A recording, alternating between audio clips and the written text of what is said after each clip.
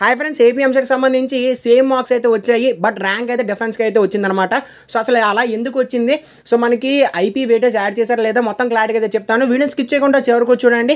And ఖచ్చితంగా subscribe అయితే చేసుకోండి. ఇంకెవరైనా సబ్స్క్రైబ్ చేయకపోతే వెంటనే లైక్ చేయండి. ఒక 200 లైకులు టార్గెట్ ఇస్తున్నా.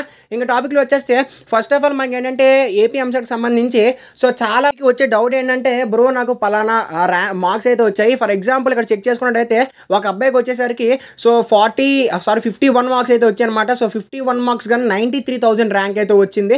ఒక అబ్బాయికి చూసుకుంటే అయితే 52 మార్క్స్ అయితే వచ్చాయన్నమాట. ఆ అబ్బాయికి చెక్ చేసుకుంటే 47,000 ర్యాంక్ అయితే వచ్చింది.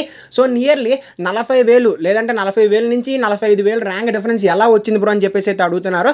ఫస్ట్ ఆఫ్ ఆల్ మనకి ఐపీ వెయిటేజ్ యాడ్ చేశారు కాబట్టి సో దానివల్ల మనకి ర్యాంక్ అయితే ఇంత డిఫరెన్స్ అయితే రావడం జరిగింది. అర్థమైంది కదా. సో ఫస్ట్ ఆఫ్ ఆల్ మనకి ఏంటంటే ఐపీ వెయిటేజ్ వల్ల మీకు ఈ విధంగా అయితే వచ్చింది. అండ్ సెకండ్ వన్ క్యాస్ట్ బట్టి మనకి ఈ విధంగా రావడం జరిగింది.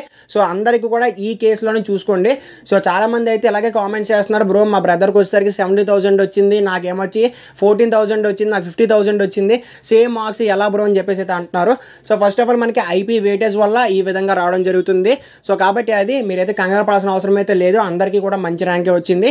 సో అందరికీ కూడా బెస్ట్ కాలేజెస్ సీట్స్ అయితే వస్తాయి అనమాట. ఎవరికైతే ర్యాంక్ రాలేదో వాళ్ళు ఏంటంటే ఈవినింగ్ లోపు చెక్ చేసుకోండి, వెబ్సైట్ ఇష్యూ వల్ల మీకు అయితే రావట్లేదు.